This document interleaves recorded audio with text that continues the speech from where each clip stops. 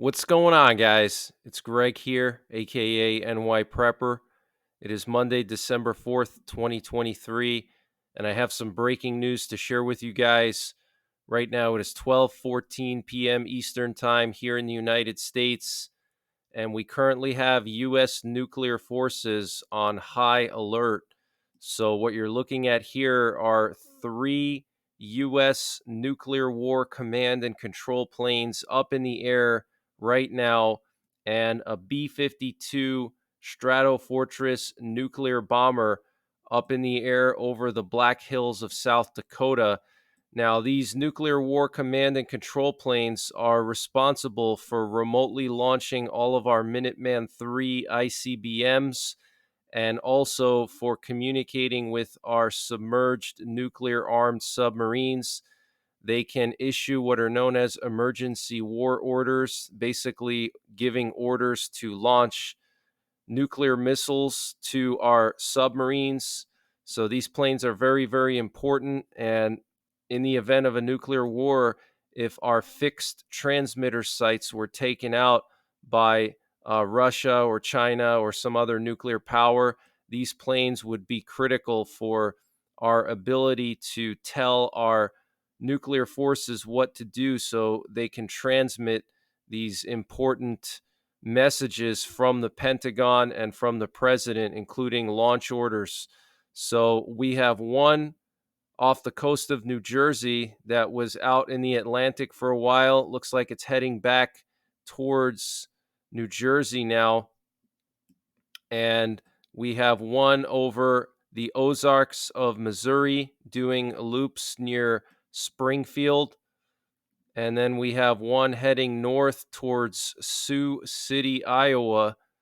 And then we have the B 52 flying over the Pine Ridge Reservation in South Dakota right now, but it was doing a bunch of loops over the Black Hills. I don't know if they're just going out for a sightseeing trip or what. But this is extremely unusual, guys, to have three of these up in the air this early in the day on a Monday. Very unusual. Yesterday, we also had three nuclear war command and control planes.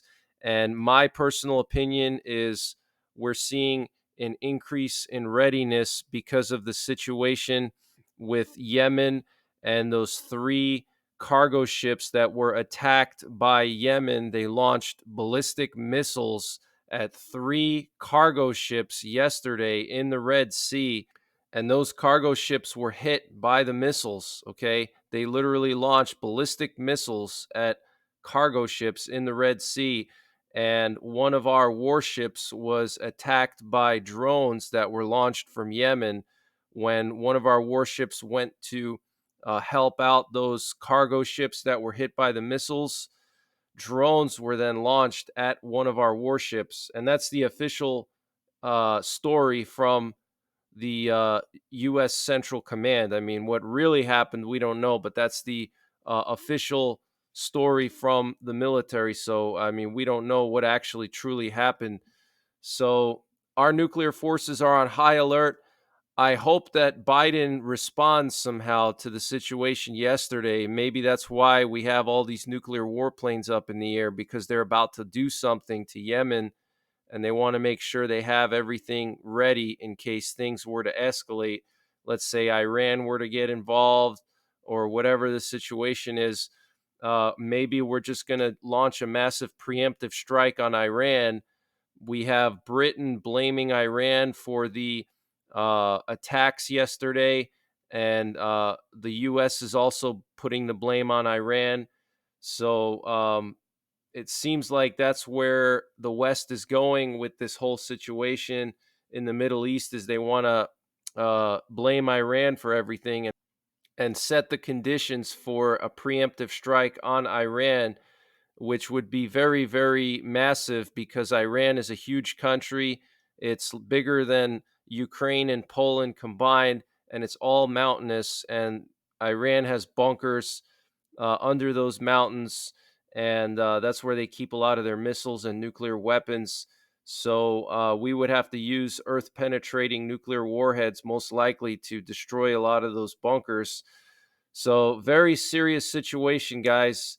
in the Middle East. I want to just update you on the situation between Venezuela and Guyana. So, Venezuela voted to annex the western part of Guyana. They had a referendum yesterday, and 95% of the votes were in favor of annexing the western half of Guyana, which is known as the Essequibo region. And the leader of Venezuela, Nicolas Maduro, said that this was a success for our country. And he said that this is a very important level of participation of the people. So looks like Venezuela is going to invade Guyana soon. We're getting some unconfirmed reports that Venezuela is preparing special forces raids in the disputed Guyana Essequibo region. Up to 200 military personnel of the Special Operations Forces of the Venezuelan Armed Forces are deployed in 4 groups on the border with Guyana, Essequibo, and Brazil. According to reports, Venezuelan special forces are already operating beyond the border, so they're already in Guyana. All right, so this is very, very serious, guys, and I don't know if this is 100% true. These are just unconfirmed reports, but apparently Venezuela has 4 groups of special operations on the border with Guyana right now, and some of them are already in Guyana. It honestly wouldn't surprise me. It's a very remote area. It's very easy to cross borders in an area like that. Guyana's president assured his citizens that their country has strong international support and that the army is committed to defending its borders. So this is literally right in our backyard, guys. And up for grabs is 11 billion barrels of oil, because apparently off the coast of Guyana is a massive oil deposit, which would make Guyana a world oil powerhouse. And obviously, the leader of Venezuela doesn't want to see that happen. So he wants to go in there and take the land and prevent Guyana from using that oil and becoming an oil powerhouse, becoming rich from the oil. So this is crazy, guys. This is right in our backyard. And we have some very concerning news coming out of Philadelphia.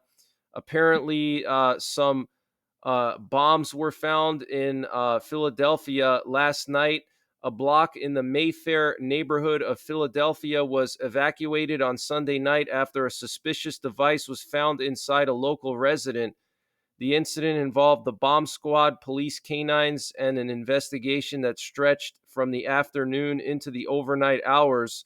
Officers responded to the 4200 block of Cotman Avenue around 2 p.m. after receiving a 911 call regarding a person with a gun. However, once police were inside the property, officers say they found a cardboard box with what appeared to be fuses coming out of it, prompting an evacuation of the block. The bomb squad was also notified. Authorities say canines were seen sniffing around the sidewalk as the property was taped off, and investigators were seen confiscating a large drum that is said to contain a chemical liquid. Police have released very few details about what was discovered inside the home, other than a small improvised explosive device and a small pipe bomb. The scene was cleared by 1 a.m. Guys, this is insane, okay? A drum containing a chemical liquid, a pipe bomb, and an IED. I mean, we're seeing a lot of weird stuff around the country. Going back to before Thanksgiving, that car that smashed into the border crossing just north of Niagara Falls. We had a stabbing incident in New York City over the weekend. Now we have some bombs being found in Philadelphia. So I'm telling you guys, get prepared, because I have a bad feeling we're going to see a 9/11 type incident in this country, I think, very soon, because our government is very weak right now.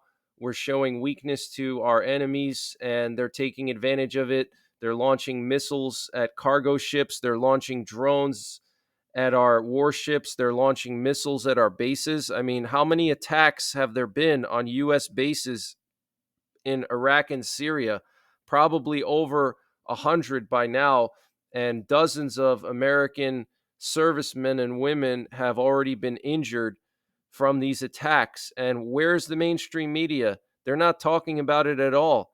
Okay, they just want you to focus on getting your Christmas tree and getting ready for the holidays and spend money at Macy's. Okay, meanwhile, we basically have World War III going on. Okay, we have multiple fronts opening up around the world now. We have Venezuela, we have Korea, we already have a war in the Middle East, we already have a war in Eastern Europe. We may have a war in the Baltic region soon. Okay, we have U.S. bases being attacked on a daily basis now. And yesterday, the leaders of the Iranian militias in Iraq said that they were going to step up attacks on U.S. bases once again until the U.S. stops supporting Israel and until the U.S. leaves Iraq and Syria. So it's only going to get worse and worse, guys. And this update was sponsored by My Patriot Supply. Guys, they have brought back their 25% discount on their 3-month emergency food supply. And to get the discount, you have to use the link preparewithnyprepper.com. And the link is in the description below this video. And this 3-month emergency food supply has a 25-year shelf life, and it's all contained within 6 rugged, watertight buckets. So it doesn't take up a lot of space. Pretty much anyone can find the space in their home to fit 6 buckets, and it'll cover you for 3 months. And it's a variety of food, lunches, breakfasts, dinners, drinks, snacks, free shipping included, 25% off their normal price. Use the link preparewithnyprepper.com to get the discount. They also have a 2-week emergency food supply, which is excellent for outdoorsmen or people who go vehicle camping. You don't have to worry about rotating anything. You don't have to worry about your preps going bad. Just store this stuff in a temperature stable location, not too cold, not too hot, stable throughout the year, and it will last 25 years. They also have a general store. If you click the My Patriot Supply logo at the top of the page when you get to preparewithnyprepper.com, it'll take you to their general store where they have everything you can imagine, from potassium iodide to water filters, solar generators, solar panels, survival seeds, fire starters, anything you can imagine, it's all there. So use the link preparewithnyprepper.com to get 25% off of the My Patriot Supply 3-month freeze-dried food supply. And the link is in the description below this video. And we have Britain saying that Iran provides support to the Houthis and bears responsibility for the actions of its agents. Iran has long provided military and political support to the Houthis. So they're talking about the terrorist group in Yemen that launched the missiles at those cargo ships in the Red Sea and the drones at one of our warships. This is crazy, guys. They fired missiles at one of our warships too, and supposedly those 2 missiles fell short of one of our warships. Okay, the USS Mason. That was after we took back one of the ships that they hijacked. They retaliated by firing 2 missiles at one of our warships in the Gulf of Aden, and supposedly those 2 missiles fell short, which I think is just a lie. I mean, missiles don't just fall short, okay? If you're going to launch a missile at a target, you know how far that target is and you know the range of your missile. You're not just going to launch missiles if you know that they're not going to reach your target, right? So I'm not sure I believe that story. And I have a subscriber that sent me an email yesterday, and a subscriber sent an email to me saying that 2,000 troops at the Moody Air Force Base were called and told to be at the base by 6 a.m., packed and ready to deploy, and they were not told any destination.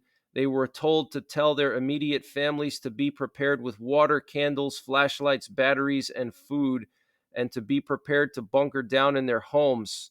Okay, so this was Moody Air Force Base in Georgia. 2,000 troops told to be ready this morning, not told their destination, um, telling their family members to get ready with emergency supplies. So I don't know what's going on with that, but I thought I would share that with you. Israeli Channel 12 is reporting that the Israeli army developed a plan to rescue the kidnapped during the truce with Hamas, but the mini ministerial team refused to ratify it. So it looks like there was some kind of disagreement there in the higher levels of the Israeli military about going in and trying to take back some of the hostages during the truce. And Israeli media is reporting that Turkish intelligence warned Israel against assassinating Palestinian figures on its territory and stressed that this would lead to dangerous consequences. And the Israeli Defense Minister Yoav Gallant told ABC News that we expect the war to continue at its current intensity for at least another 2 months. And Saleh al Aruri, deputy head of Hamas's Politburo, said in an interview with Al Jazeera on Saturday that negotiations with Israel for further release of hostages in exchange for Palestinian prisoners have been halted, and that there will be no further exchanges until Israel ends its war in Gaza.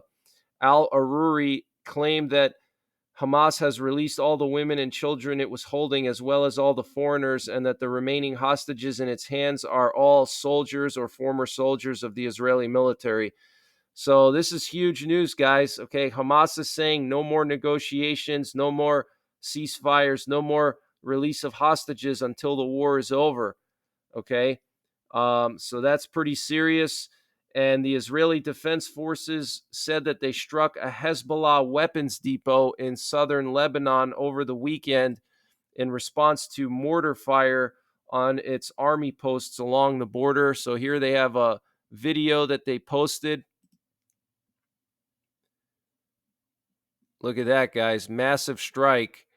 Okay, so the situation between Israel and Lebanon is getting worse and worse. Hezbollah is stepping up their attacks. They're launching more missiles and rockets at northern Israel. And last night and today, the Israeli Defense Forces began ground offensives in Shujaya and Jabalia neighborhoods of Gaza City in northern Gaza. Heavy battles are taking place. And the Ayatollah Khamenei met with the president of Cuba, and he said that great political and economic capacities of Iran and Cuba should be used to form a coalition to counter U.S. and Western bullying. And Xi Jinping met with the president of Belarus, Alexander Lukashenko, in Beijing. This was reported by the Xinhua news agency. No details of the meeting were provided. That's very interesting. We know that Lukashenko is always the middleman when it comes to like various types of peace deals. So, very interesting. And the White House has issued a blunt warning that the U.S. is about to run out of funds to aid Ukraine by the end of the year, saying that a failure by Congress to approve new support would handicap Kyiv. Okay, so they don't have any more money set aside to help Ukraine for the rest of the year, so they're going to have to pass new bills for that. And Ukraine's spy agency staged 2 successive explosions on a railroad line in Siberia that serves as a key conduit for trade between Russia and China, Ukrainian media reported on Friday. And a Russian Sukhoi 35 aircraft destroyed a radar station of the Ukrainian armed forces in the Svatova region, according to the Ministry of Defense of the Russian Federation. And the chief of Poland's National Security Council, Jacek Siewiera, said that NATO's eastern flank states have 3 years to prepare for a Russian attack.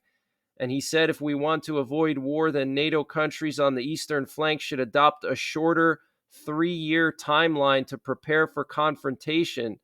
This is the time when a potential must be created on the eastern flank that will be a clear deterrent to aggression. So he was disagreeing with what some of the NATO experts were saying, that, Russia could attack the eastern part of NATO within 5 to 10 years. And he's saying that it's only going to be 3 years that Russia could attack. Okay, so that's a very short amount of time. South Korea said that due to rising tensions and the significant increase of activity at North Korean coastal artillery sites near the northern limit line, an inspection of the local security posture on Yeonpyeong Island will take place this week.